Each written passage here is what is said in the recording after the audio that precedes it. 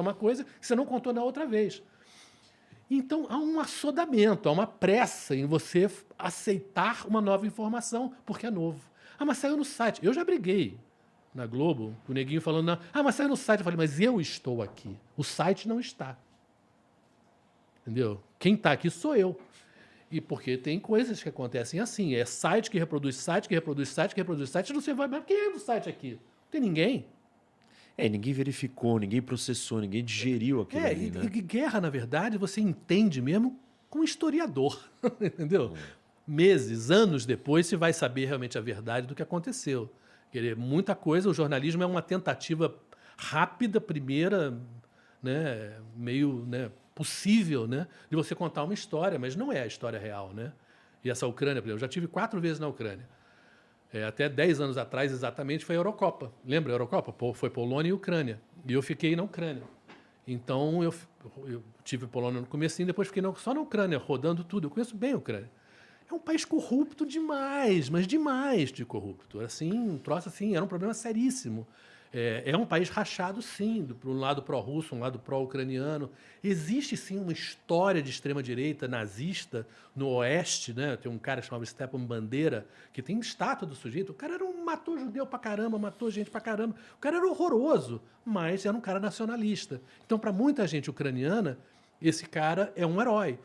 Então, quando o Putin dá essa carteirada de que estamos desnazificando, tem uma raiz, lá atrás tem uma coisa de razão. O principal grupo militar hoje na Ucrânia, chamado Batalhão Azov, é um batalhão que começou com esse pessoal de extrema-direita, sim. Hoje se ampliou, mas é de extrema-direita. Outra coisa da Ucrânia que é interior, eu fui à Casa do Caralho. O que é a Casa do Caralho? Essa história é boa.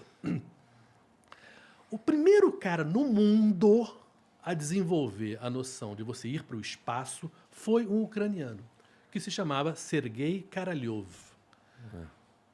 Claro que eu não podia falar Karalyov. Em russo se escreve K-O-R-O-L-E-V. Mas em russo, o som, a letra O, quando ela não é tônica, ela vira A. Então, meu nome em russo é Marcas, porque o tônico não está no O. Então é isso. E você fala russo, né, Marcos? Hoje meu russo é muito ruinzinho, mas eu aprendi russo e me virava bem, consegui me virar, porque eu comecei a estudar em 88, já faz... Depois eu quero entrar nessa história das línguas, mas continua aí, depois a gente... Mas esse cara foi o primeiro cara a realmente criar o que se chamava cosmonáutica, que é a ciência de você pensar o espaço. O primeiro satélite, né, do mundo foi esse cara que mandou para... Era a União Soviética na época. Depois do primeiro cachorrinho, que foi ao espaço. Depois o primeiro homem, o Gagarin. Depois a primeira mulher, a Valentina Tereshkova. Esse cara. Os americanos entraram depois. Então, hoje, o nosso celular, o GPS, é esse cara. Aí, na noção de um satélite, sabe, é esse cara. Então, a guerra da Ucrânia, de certa maneira, começa... Tem na raiz, hoje, militarmente, se você quer entender o que está acontecendo lá, a questão do satélite. Por quê? Teve um turco que foi para os Estados Unidos estudar e desenvolveu uns drones fantásticos, chama Baraktar. Esse cara casou com a filha do Erdogan e conseguiu criar a indústria de drone na Turquia. Agora, o drone é muito barato. Existem drones, desde dronezinho que a gente usa aqui, tem drones militares também, que é como se fosse uma coisa que explode o drone no lugar, como se fosse uma bomba junto com o drone, até drones mais sofisticados, mas que são milhares de dólares, $30 mil, $40 mil. O que esse drone faz? Ele bombardeia e filma que bombardeou e destruiu o teu tanque.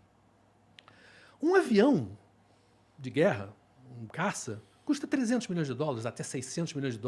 Quer dizer, quantos drones você não pode ter para o mesmo resultado, sem piloto? Você faz de casa, que nem jogando videogame. Então, a Ucrânia recebeu muitos desses drones da Turquia, que tinham sido testados e muito bem na guerra agora do Azerbaijão com a Armênia, em Nagorno-Karabakh, que é fantástico, e você ganha a guerra militar e a da propaganda, porque você filma o que você faz também. Então, essas colunas de tanque de russos que invadiam, em estradas pequenas, porque a Ucrânia tem pouca autoestrada, é muita estrada pequena. Eles ficaram meio parados ali e os drones chegavam e bum! E você bombardeia o começo da coluna e o final da coluna, ninguém fica parado. Porque você não tem como tirar um tanque, empurrar um tanque para o lado da estrada. É pesado demais. Outra coisa que os russos, que os ucranianos têm, esse RPG, era tipo como se fosse um lança-granada, né? São muito mais sofisticados hoje, chama Javelin, que é de dardo em inglês, né? Agora, além disso, dessa bazucona que destrói tanque, eles têm, esses Javelins, eles têm visão noturna. Visão noturna ainda é uma coisa que os exércitos russos não têm muito. Então, o ucraniano vê o russo de muito mais longe, a mais de 1 quilômetro de visão noturna. Então, você tem a capacidade de você, com gente, até porque você é de lá, você conhece o terreno, você conhece geograficamente como é que funciona, você fazer grupos de pessoas, de soldados que fazem emboscadas para esses tanques. E os russos têm esse erro que eles não vão muito com infantaria, então eles não têm outro. E se você pensar, imagina você dentro de um tanque. A tua visão num tanque é muito pequena, é muito quadrada, é como se você, sabe, aquele antolhos de cavalo. Uhum. Então, se a pessoa entra pelo teu lado, você demora para ver. Se você tivesse uma pessoa andando ali, te veria logo que tinha um grupo de caras te atacando. Mas se você está no tanque, você não vê.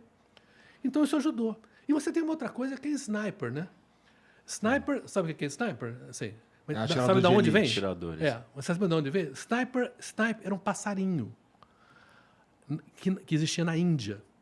É um passarinho que voava de uma maneira muito... sem um voo meio errático, assim. Então, você matar esse passarinho, você tinha que ser bom pra caralho dando tiro. Então, esses caras, na época do Império Britânico ainda, etc. Tal, eram chamados de snipers, porque o cara atirava pra cacete. E ficou esse nome. Hoje, os rifles são tão sofisticados que o recorde mundial é de 3,5 km De distância. de distância, de um canadense que matou um cara do ISIS a essa distância. A Avenida Paulista tem 2,8 km. Então, se você imaginar que você, numa ponta da Avenida Paulista, você mata um cara na outra ponta, claro que isso não é o normal, é um puta de um tiro, né? O recorde anterior desse cara era 2,600, uma coisa assim. Mas 1 quilômetro e pouco você mata. Então, um sniper bom, ele impede o avanço de um batalhão de pessoas, porque o cara tá vendo todo mundo andando a uma distância que você nem sabe onde é que o cara tá. Então, a guerra mudou demais. Então, por isso que a ideia de que a Rússia podia chegar e arrasar não vingou em termos de conquistar território. Claro que ela sobrou o quê? Artilharia. Isso eles têm. Por isso que eles estão arrasando as cidades todas, entendeu? Porque é o que dá para fazer. Mas, assim, avançar militarmente é muito complicado porque a tecnologia mudou. Porque e, além disso, você tem 24 horas por dia todo o Ocidente provendo o governo ucraniano das informações dos movimentos das tropas russas através do quê? Do satélite, do Karalyov. Entendeu? Então, você vê, tudo é meio redondo. A história, né, vai lá atrás. E esse cara, o Karalyov, ele foi preso. O Stalin era paranoico, né? Ele, durante a Segunda Guerra Mundial, ele ficou trabalhando preso num campo de prisioneiros. O caralho? Do caralho. Tava lá numa merda lá. Ô, professor, deixa eu te perguntar uma parada. Pra vocês dois, na verdade. Que eu tô vendo que esse cara manja pra caralho de guerra também. É impressão minha que a Rússia não tá usando muito poderio aéreo nessa guerra? Então, parte do que ela não está conseguindo é pelo que o Marcos falou.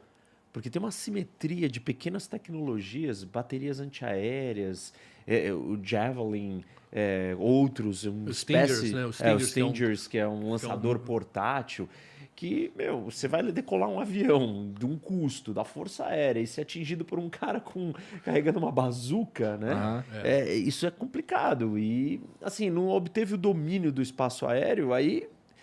Tá com medo, né? Tá com receio. Não vou botar em risco isso daqui. Mas, quando pode, tá bombardeando as cidades. Sim, tá derrubando tudo, tá destruindo tudo.